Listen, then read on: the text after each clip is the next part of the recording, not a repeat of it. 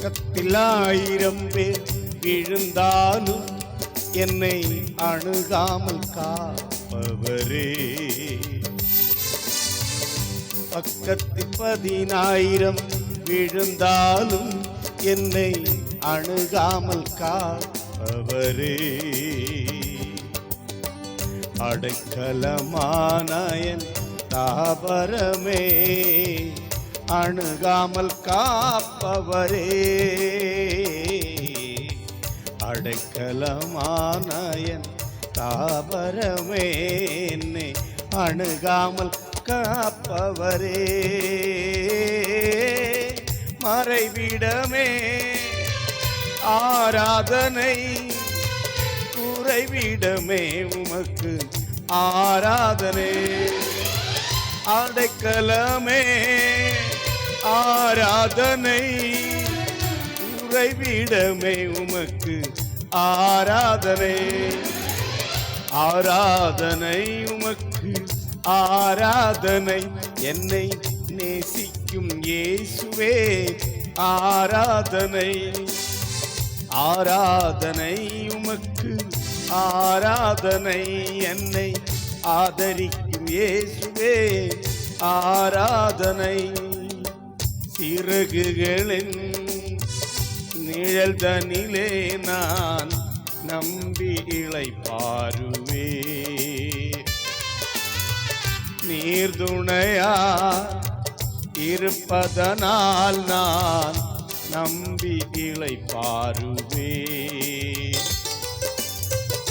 சிறகுகளின் நிழல் தனிலே நான் நம்பி இளைப்பாறுவே.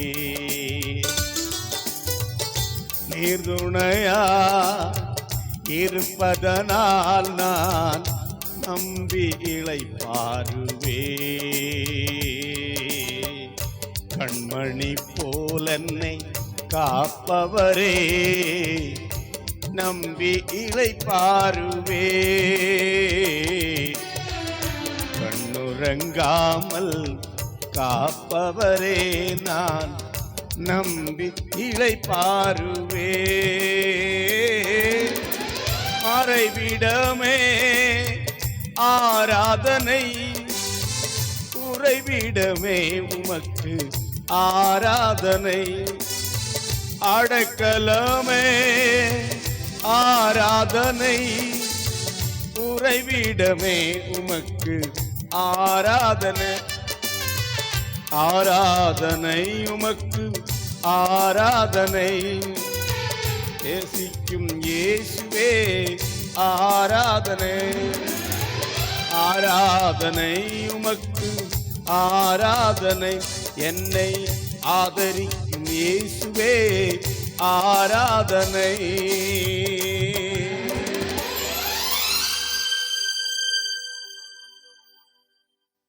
ഹലോ പ്രൈസിനോട് എന്തുണ്ട് വിശേഷം? സന്തോഷമായിരിക്കുന്നു. ദൈവത്തിൻ്റെ മഹാകൃപയാൽ ഞാനും കുടുംബമായി സന്തോഷമായിരിക്കുന്നു. നിങ്ങളുടെ നല്ല അഭിപ്രായങ്ങൾക്കും നല്ല കമൻറ്റുകൾക്കും നന്ദി പറയുകയാണ്. ഞാൻ പണ്ട് സൂചിപ്പിച്ചതുപോലെ വല്ലപ്പോഴും ഒരു മെസ്സേജ് എനിക്ക് അയക്കണം, പാസ്റ്ററെ മെസ്സേജ് കിട്ടുന്നുണ്ടെന്ന് അറിയിക്കാൻ വേണ്ടി മാത്രം. ഞാനിപ്പം ഒരു 2 മാസത്തിന് ശേഷം ഈ കഴിഞ്ഞ കുറച്ച് ദിവസങ്ങളായിട്ട് ആരംഭിച്ചതുകൊണ്ട് പലർക്കും മെസ്സേജ് കിട്ടുന്നുണ്ടെന്ന് എനിക്കറിയത്തില്ല, അതുകൊണ്ടാണ്. ഓക്കെ, ദൈവം അനുഗ്രഹിക്കട്ടെ. 2 പ്രാവശ്യമൊക്കെ വരുന്നുണ്ടെങ്കിൽ ഒന്ന് പറഞ്ഞാൽ മതി, ഞാനത് 1 പ്രാവശ്യമായിട്ട് വിടാം. ഓക്കെ, ദൈവം അനുഗ്രഹിക്കട്ടെ. കാരണം നിങ്ങളുടെ മൊബൈലിനകത്ത് സ്തോത്രം എപ്പോഴും ഒരുപാട് മെസ്സേജ് വരുന്നതുകൊണ്ട് സ്പേസ് ഉണ്ടാകുകയില്ല, അതുകൊണ്ടാണ്. പിന്നെ വേറെ എന്നോട് വിശേഷം? സന്തോഷമായിരിക്കുന്നല്ലോ. ഞങ്ങളിവിടെ രാവിലെ നല്ല ക്ലൈമറ്റാണ്. മഴയുടെ ഒരു സാധ്യത കാണുന്നില്ല, എങ്കിലും നിങ്ങൾ സേഫായിട്ടിരിക്കുന്നതിൽ വളരെ സന്തോഷം. ദൈവം അനുഗ്രഹിക്കട്ടെ. പിന്നെ ഈ ഒരുപാട് സന്ദേശങ്ങൾ കേൾക്കുമ്പോൾ നിങ്ങൾക്ക് അതെല്ലാം കൂടെ ഓർമ്മയിൽ നിൽക്കുമോ എന്നെനിക്കറിയില്ല, എങ്കിലും ഈ സന്ദേശമൊക്കെ കേൾക്കുമ്പം ഇതിനകത്ത് വല്ല കാതലായിട്ട് വല്ല കാര്യമുണ്ടോ എന്ന് നിങ്ങൾ പരിശോധിക്കുന്നത് നല്ലത് തന്നെയാണ്. ദൈവത്തിന് സ്തോത്രം. ഞാൻ ഈ പ്രാക്ടിക്കലായിട്ടും അപ്പോൾ തന്നെ ആത്മീയമായിട്ടും നമ്മൾ അറിഞ്ഞിരിക്കേണ്ട ചില യാഥാർത്ഥ്യങ്ങളെ മുൻനിർത്തിക്കൊണ്ടാണ് ഞാൻ ഈ സന്ദേശങ്ങൾ നിങ്ങളുടെ അടുക്കൽ എത്തിക്കാനുള്ള ശ്രമം നടത്തുന്നത്. ദൈവത്തിന് സ്തോത്രം. ഇപ്പോൾ ഒരു കൺവെൻഷൻ സീസൺ കഴിഞ്ഞു. ഒരുപാട് പ്രസംഗങ്ങൾ നിങ്ങൾ കേട്ടു. ചിരിപ്പിക്കുകയും ചിന്തിപ്പിക്കുകയും കരയിപ്പിക്കുകയും ഒക്കെ ചെയ്യുന്ന പ്രസംഗങ്ങൾ നിങ്ങൾ കേട്ടു. ഒരുപാട് പ്രസംഗങ്ങൾ. ചില പ്രസംഗങ്ങളല്ല പലരുടെയും കഴിവ് തെളിയിക്കുന്ന പാഠമായി മാറി. ചിലത് ക്രിസ്തുവിനോടുള്ള ഏകാഗ്രതയും നിർമ്മലതയും വിട്ട് വഷളായി പോകുമോ എന്ന് ഭയത്തോടെ സംസാരിക്കുന്ന ഒരുപാട് സന്ദേശങ്ങൾ നിങ്ങൾ കേട്ടു.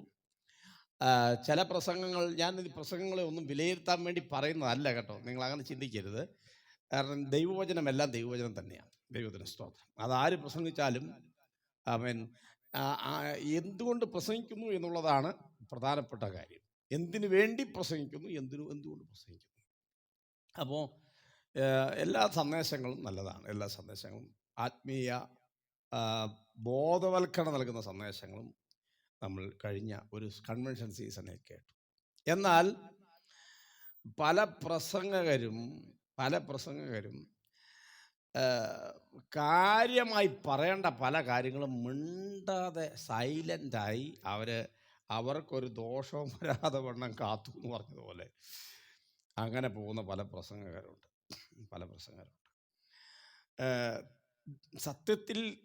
സത്യത്തിൽ പ്രസംഗിക്കേണ്ടത് ദൈവവചനം അങ്ങനെ തന്നെ പ്രസംഗിക്കണം. അങ്ങനെ തന്നെ പ്രസംഗിക്കുമ്പോൾ ചിലപ്പോൾ ചിലർക്കൊക്കെ പരിക്കുകൾ ഭയങ്കരമായിരിക്കും. ചിലപ്പോൾ ദൈവസഭ പോകുന്നത് തന്നെ അപകടത്തിൻ്റെ അവസ്ഥയിലാണെന്ന് ജനത്തിന് ബോധ്യം വരുത്തണമെങ്കിൽ വചനത്തിൻ്റെ ശുശ്രൂഷകന്മാർ സത്യമായിട്ട് വചനം പ്രസംഗിക്കണം കേട്ടോ. വചനം പ്രസംഗിക്കണം. ഒരു വെച്ചുകെട്ടുമില്ലാതെ. ഇന്ന് കാണുന്ന എന്തെങ്കിലും പരിപാടികൾക്ക് വേണ്ടി വചനത്തെ വളച്ചൊടിക്കാതെ, ഇന്ന് കാണുന്ന പരിപാടികൾ വചനത്തിന് വിരുദ്ധമാണെങ്കിൽ അത് വചനവിരുദ്ധമാണെന്ന് പറയാൻ കുറഞ്ഞ പക്ഷം അല്പമെങ്കിലും ആ വചനത്തോട് പ്രതിബദ്ധതയുണ്ടെങ്കിൽ, ആ വചനത്തോട് നിങ്ങൾ വലിയ സബ്ജക്റ്റൊക്കെ പ്രസംഗിക്കുന്ന ആളായിരിക്കാം, നല്ല കാര്യം, നിങ്ങൾ ഭയങ്കര സബ്ജക്റ്റൊക്കെ. പക്ഷേ ഇന്ന് വരെ ദൈവവചനത്തിന് വിരുദ്ധമായി സഭ പോകുന്ന പോക്ക് കണ്ടിട്ട് നിങ്ങൾ മിണ്ടാതിരിക്കുകയാണെങ്കിൽ, നിങ്ങൾ ഇങ്ങനെ സബ്ജക്റ്റും പ്രസംഗിച്ചുകൊണ്ട് നടന്നു. പിന്നെ ചില ആളുകൾ പറയുന്നത് അത് ഖണ്ഡിച്ച് പ്രസംഗിക്കാൻ അതിനുവേണ്ടി ആളുകളില്ല. സത്യമാണ്. യേശു ക്രിസ്തുവിൻ്റെ കാലത്ത് മുതൽ ദുരുപദേശമുണ്ട് കേട്ടോ, ദുരുപദേശമുണ്ട്. നിങ്ങൾ അതിനുവേണ്ടി മെനക്കെടണമെന്നില്ല. ദുരുപദേശമുണ്ട്. ദുരുപദേശത്തിനെതിരെ നമ്മൾ എത്ര കാലം പ്രസംഗിക്കും? ഖണ്ഡിച്ച് പ്രസംഗിക്കുന്നതൊക്കെ നല്ല, അതൊന്നും മോശമാണെന്നല്ല ഞാനീ പറഞ്ഞത്. നിങ്ങൾ ആ ദുരുപദേശത്തെ വിട്ടിട്ട് ഈ സഭയ്ക്കകത്ത് ഇന്ന് ഈ സഭ പോകുന്ന പോക്ക് കണ്ടിട്ട് അത് ഈ ടെസ്റ്റിനകത്തുണ്ടോ, ഈ പുസ്തകത്തിനകത്ത് അതുണ്ടോ, അങ്ങനെ പോകാവോ, അങ്ങനെ ചെയ്യാവോ എന്ന് നിങ്ങൾക്ക് പറയാൻ പറ്റുന്നില്ലെന്നേ. ഇനി അങ്ങനെ പറഞ്ഞാൽ നിങ്ങൾക്ക് വേദി കിട്ടിയല്ല, അങ്ങനെ ഒരു പ്രശ്നമുണ്ട് കേട്ടോ. വേദി കിട്ടിയല്ലെന്നുള്ളൊരു പ്രശ്നമുണ്ട്. ഞാൻ എല്ലാവരെയും അടച്ച് പറയുകയല്ല. ശ്രദ്ധിക്കേണ്ട ഒരു കാര്യം, ഞാൻ ഈ അപ്പോസ്തല പ്രവൃത്തി ചെറുപ്രായം മുതൽ നിങ്ങൾക്കറിയാം, ഞാൻ പെന്തക്കോസ്ത് കുടുംബത്തിൽ ജനിച്ച് വളർന്ന ആളാണ്. ചെറിയ പ്രായം മുതൽ ഈ പുസ്തകത്തിനകത്തൂടെയാണ്. ഞങ്ങൾ കണ്ണൂർ ജില്ലയിലെ അയ്യങ്കുന്ന് പഞ്ചായത്തിൽ അങ്ങ് എടപ്പുഴയ്ക്കും കരിക്കോട്ടക്കരിക്കും ഇടയ്ക്ക് ഒരു ഗ്രാമത്തിലാണ് ഞാൻ വളർന്നു വന്ന പശ്ചാത്തലം. അപ്പോൾ അവിടെ ഈ നാട്ടിലുള്ള ഒരു സെറ്റപ്പ് അങ്ങോട്ട് എത്തിയിട്ടില്ല ആ കാലത്തൊന്നും. ആത്മീയമായ വളർച്ച സഭകൾക്ക് ഭയങ്കര തോതിൽ അവിടെ ഉണ്ടായി ആ കാലഘട്ടത്തിൽ. ഒരു ലേബലും ഇല്ല കേട്ടോ. ഞാൻ ഇനി പറയുന്നത് ശ്രദ്ധിച്ച് കേൾക്കണം. ജനം രക്ഷിക്കപ്പെട്ടു വന്നുകൊണ്ടിരുന്നു. ആളുകൾ കൂട്ടം കൂട്ടമായി ആത്മാവിൽ സത്യത്തിൽ ആരാധിക്കാൻ തുടങ്ങി. ഒരു ലേബലും ഇല്ലാതെ സഭകൾ നിറഞ്ഞു കവിഞ്ഞു. വെളിപ്പാട്, ദർശനം, അന്യഭാഷ, പ്രവചനം എല്ലാം കൊണ്ട് സഭയ്ക്കകത്ത് ആത്മാക്കളുടെ ഇടിച്ചു കുത്തി ഒഴുക്കാണ്. കാലത്തിന്റെ പോക്കിൽ എവിടെയോ സഭ പോയി തൊടലിട്ട് കെട്ടിവെച്ചു. എവിടെയോ. എന്നിട്ടിപ്പോൾ എന്നാ സംഭവിക്കുന്നത് ഇത്രയേ ഉള്ളൂ. ആളുകൾക്ക് രാഷ്ട്രീയ പാർട്ടി പോലെ സഭകൾ മാറിക്കഴിഞ്ഞിരിക്കുന്നു. അതിനെതിരെ അന്ന് സംസാരിക്കുന്ന അപ്പച്ചന്മാരുണ്ടായിരുന്നു. അവര് അങ്ങനെ വിടുന്ന പരിപാടിയൊന്നുമില്ല. എനിക്കറിയാം, ഒരുപാട് ദേവദാസന്മാർ അങ്ങനെ ഉണ്ടായിരുന്നു, ശുദ്ധന്മാരായ ദേവദാസന്മാർ. നിങ്ങൾക്ക് അവരുടെയൊക്കെ പേര്, ഞാൻ അവരുടെയൊക്കെ പേര് പറഞ്ഞാൽ അതൊന്നും ആൾക്കാർക്ക് അറിയാവുമെന്ന് എനിക്കറിയത്തില്ല. ആമേൻ, സ്തോത്രം. എന്തായാലും ശക്തമായി വചന ശുശ്രൂഷിച്ച ദൈവദാസന്മാർ, സ്തോത്രം. അങ്ങനെ ആ കൂടിവരവിനകത്ത് ഉരുത്തിരിഞ്ഞു വന്ന കുറച്ച് വജ്രായുധങ്ങൾ എന്ന് ഞാൻ പറയും ഉണ്ട്, സ്തോത്രം. മാനന്തവാടിക്കാരൻ ഒരു സാജൻ പാസ്റ്ററുണ്ട്, പ്രസംഗന. അത് അതിനകത്തുനിന്ന് വന്നതാ. ഒരുപാട് പേര്, ബാംഗ്ലൂരിലുള്ളൊരു പാസ്റ്റർ പോൾസി അതിനകത്തുനിന്ന് വന്നതാ. അവരുടെയൊക്കെ മുമ്പിൽ ചെന്ന് നിങ്ങൾ ഏത് സഭക്കാരനാന്ന് പറഞ്ഞാൽ, സ്തോത്രം, ഭയങ്കര ഡേഞ്ചർ ആയിരിക്കും അവരുടെ മറുപടി. കാരണം ക്രിസ്തു വിഭാഗിക്കപ്പെട്ടിരിക്കുന്നുവോ എന്ന് തുടങ്ങും അവരവിടെ. ഞാൻ എന്തിനാ ഇത് പറഞ്ഞതെന്ന് ചോദിച്ചു കഴിഞ്ഞാൽ, ഈ എല്ലാവരും പോയി കുഴി ചാടിയിട്ടും കുഴിയിലേക്ക്, നിങ്ങൾ കുഴിയിലാ കിടക്കുന്നെന്ന് പറയാൻ ചങ്കൂറ്റമുള്ള ആരുമില്ല. അന്ത്യകാലത്ത്, ഇത് അന്ത്യകാലമാ, സകല ജനത്തിൻ്റെ മേലും ആത്മാവിനെ പകരും എന്ന വാക്യമുണ്ട്. പക്ഷെ ഇന്ന് ആളുകൾ ദൈവത്തെ അറിയാതെ ജീവിക്കുകയാണ്. പരസ്പരം കണ്ടാ മിണ്ടുന്നില്ലെന്നേ, അതാണ് പ്രശ്നം. കണ്ടാ മിണ്ടത്തില്ല. അവരവരുടെ ചെറിയ ചെറിയ തോട്ടങ്ങളായി മാറി സഭ, കേട്ടോ. ഞാൻ എന്താ ഇതൊക്കെ ഇത് നിങ്ങൾ ഈ സത്യവചനത്തെ പ്രസംഗിച്ചായിരുന്നെങ്കിൽ ഞാനിത് പറയലായിരുന്നു. സത്യവചനത്തെ യഥാർത്ഥമായി ആ വാക്യം ശ്രദ്ധിച്ചേ. തിമോഥെയോസിന്റെ 2-ാം ലേഖനം 2-ാം അധ്യായം 15-ാം വാക്യം. സത്യവചനത്തെ യഥാർത്ഥമായി പ്രസംഗിച്ചുകൊണ്ട് ലജ്ജിപ്പാൻ സംഗതിയില്ലാത്ത വേലക്കാരനെ ദൈവത്തിന് കൊള്ളാകുന്നവനെ നിൽപ്പാൻ ശ്രമിക്കുക. കണ്ടോ, സത്യവചനത്തെക്കുറിച്ച് വല്ല ബോധമുണ്ടോ? നിങ്ങൾ പഠിച്ചിരിക്കുന്ന സബ്ജക്റ്റ് പ്രസംഗിക്കാനാൽ അത് പ്രസംഗിച്ചോ, കുഴപ്പമൊന്നുമില്ല. പക്ഷേ ദൈവസഭ ദൈവവചനത്തിൽ നിന്ന് മാറി യാത്ര ചെയ്യുന്നത് കണ്ടിട്ടും, ഈ ദൈവസഭ ദൈവസന്നിധിയിൽ നിന്ന് മാറി യാത്ര ചെയ്യാൻ തുടങ്ങിയിട്ട് വെറും 100 വർഷമായിട്ടുള്ളൂ. ഈ അന്ത്യകാലത്തിലേക്ക് വന്നപ്പോഴത്തേക്ക് അത് വളരെ കൂടി അല്ലേ. ഞാൻ ഈ സംസാരിക്കുന്നത് സത്യമാണോ? നിങ്ങളിതൊന്ന് ആലോചിച്ച് നോക്ക്. ഞാൻ ഈ സംസാരിക്കുന്നത് ശരിയാണോ? തെറ്റാണെങ്കിൽ നിങ്ങൾക്ക് എനിക്ക് മെസ്സേജ് അയക്കാം കേട്ടോ. തെറ്റാണെങ്കിൽ പാസ്റ്റേ അങ്ങനെ പറയാൻ പാടില്ലായിരുന്നു, അത് തെറ്റായിപ്പോയി എന്ന് പറയാം. ഞാൻ ചോദിക്കുന്ന ഈ അപ്പോസ്തല പ്രവൃത്തിയാണ് ഞാൻ ഫോളോ ചെയ്യുന്നത്. അപ്പോസ്തല പ്രവൃത്തി കഴിഞ്ഞ ദിവസം ഞാൻ സംസാരിച്ചതുപോലെ ഒരു ശേഷിപ്പുണ്ട്, എല്ലായിടത്തും ഉണ്ട്, എല്ലാ സഭയിലും ഉണ്ട്. ഇതൊന്നും ഇഷ്ടമില്ലാത്ത കുറേ ആൾക്കാരുണ്ട്, ഇതിനോടൊന്നും താല്പര്യമില്ലാത്ത ആൾക്കാരുണ്ട്.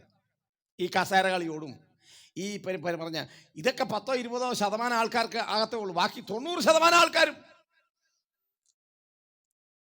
അവർക്കതൊന്നും നോക്കാൻ നേരെയില്ലെന്നേ. അവർക്ക് ഈ പുസ്തകത്തിന് പുറകെ അവരെ സ്തോത്രം. ഇത് പറയാൻ ആരെങ്കിലും വേണ്ടേ? കാഹളം ധ്വനിക്കുമ്പോൾ എത്ര എണ്ണം പോവും? കാഹളം ധ്വനിക്കുമ്പോൾ എത്ര എണ്ണം കാണും?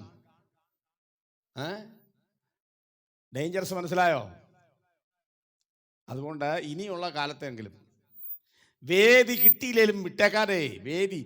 7000 എണ്ണത്തിനെ തീറ്റിപ്പോറ്റിയവനാണ് നമ്മുടെ ദൈവം. 7000 എണ്ണത്തിനെ തീറ്റിപ്പോറ്റിയവനാണ്. സ്തോത്രം.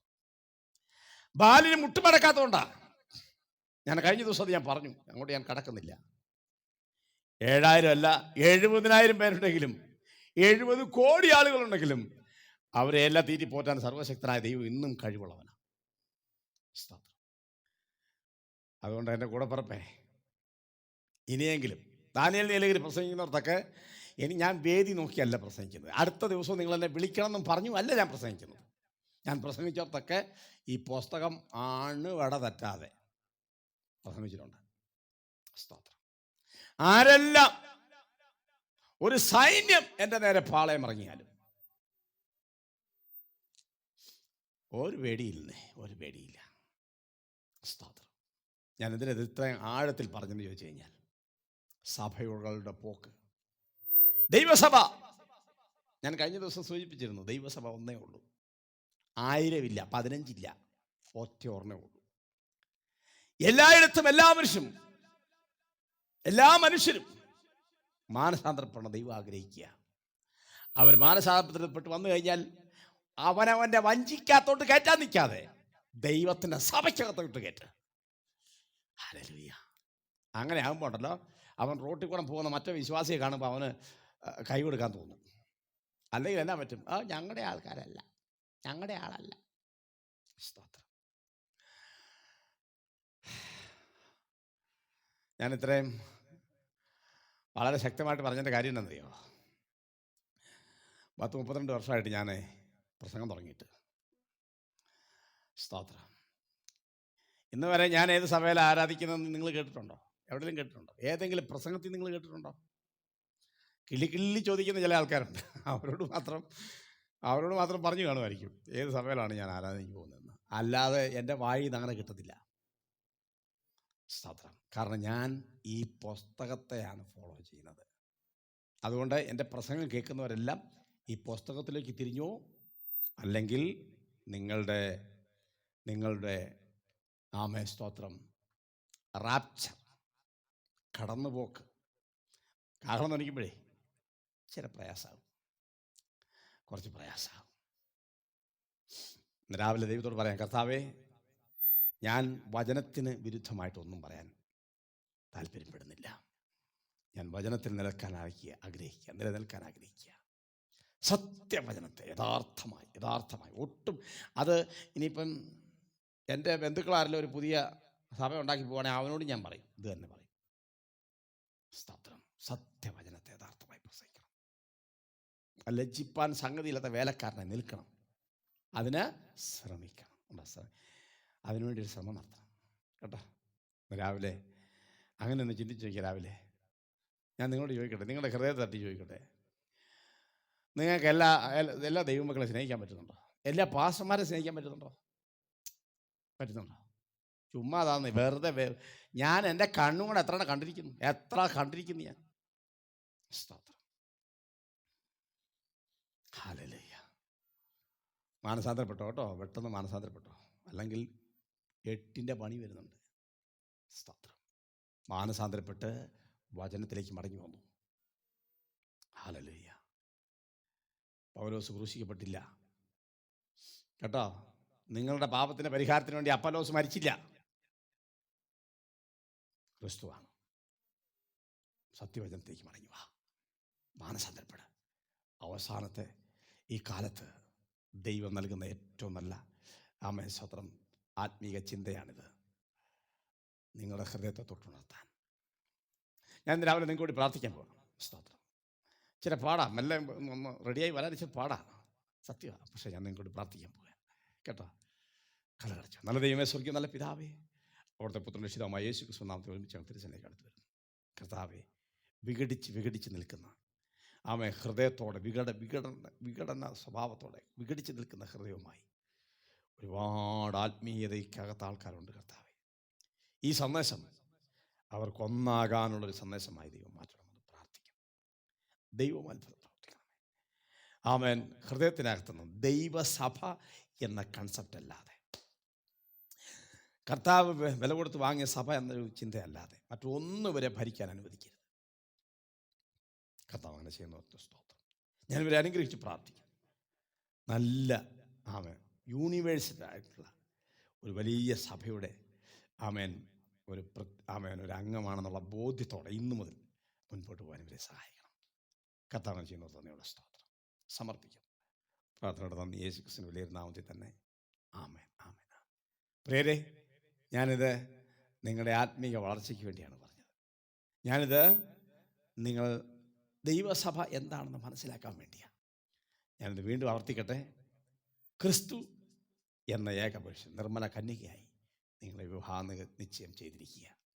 ആ ഒരു മഹൽ സ്ഥാനം മനസ്സിലാക്കി എല്ലാവരെയും ഉൾക്കൊള്ളുവാൻ, എല്ലാ ദൈവമക്കളെയും, എല്ലാ പാസ്റ്റർമാരെയും, എല്ലാ ദൈവദാസന്മാരെയും, ഞാൻ എല്ലാവരെയും കാണുന്നത് ദൈവദാസൻ എന്ന ഒറ്റ കണ്ടീഷനിലാണ് കേട്ടോ. അല്ലാണ്ട് ഒരു മനുഷ്യനെ ഞാൻ സെൻട്രൽ പാസ്റ്റർ എന്ന് കാണാറില്ല, ഒരു മനുഷ്യനെ ഞാൻ പ്രസിഡന്റ് എന്ന് കാണാറില്ല, സെക്രട്ടറി എന്ന് കാണാറില്ല. ഇതൊന്നും എൻ്റെ മൈൻഡ് സെറ്റിങ്ങിലേ ഇല്ല. എല്ലാവരെയും ഞാൻ ദൈവദാസന്മാരായിട്ട് കാണുന്നത്, അങ്ങനെ കാണുന്നത്. അല്ലാണ്ട് അദ്ദേഹം സെൻട്രൽ പാസ്റ്ററാണ്, അദ്ദേഹം ലോക്കൽ പാസ്റ്ററാണ്, അദ്ദേഹം അതിൻ്റെ സെക്രട്ടറിയാണ്, ഇതൊന്നും ഞാൻ അതിനെക്കുറിച്ചൊന്നും ബോധറാക്കുന്നില്ല. നിങ്ങളൊരു ദൈവദാസൻ എന്നൊരു ഒറ്റ ബഹുമാനം അതെല്ലാവരോടും. അതിന് ഇന്നലെ ബൈബിൾ കോളേജിൽ ഗ്രാജുവേറ്റ് ചെയ്ത് ഇറങ്ങിയ ആളും സഭയുടെ തലപ്പത്തിരിക്കുന്ന ആളും എല്ലാം എനിക്കൊരുപോലെ ഉള്ളൂ, സെയിം. അങ്ങനെ ഒന്ന് എല്ലാവരെയും കണ്ടു നോക്കിയേ, ഒരു പ്രശ്നമില്ല. എല്ലാവരെയും അങ്ങനെ ഒന്ന് കണ്ടു നോക്കിയേ, ഒരു പ്രശ്നമില്ല. സ്തോത്രം, ഹല്ലേലൂയ. അതാണ് ദൈവസഭയുടെ പ്രത്യേകത. അവൻ ചിലരെ അപ്പോസ്തലന്മാരെ ചേർന്നിട്ടുണ്ട്, ചിലരെ സുവിശേഷകന്മാർ, ചിലരെ ഉപദേശകന്മാർ, ചിലരെയൊക്കെ മാറ്റിയിട്ടുണ്ട്. ആ ബഹുമാനം അവർക്ക് കൊടുക്കുന്നുണ്ട്, കൊടുക്കാതിരിക്കുന്നില്ല. അത് ദൈവവചനപ്രകാരമുള്ള സംഭവം അത് കേട്ടോ, അല്ലാണ്ട് മറ്റൊരു രീതിയിലല്ല. അതുകൊണ്ട് മറക്കരുത്, എല്ലാവരും ഒരുപോലെ കാണാം. അതാണ് ദൈവസഭയുടെ സൗന്ദര്യം. ദൈവം നിങ്ങളെ സമൃദ്ധിയായിട്ട് അനുഗ്രഹിക്കും.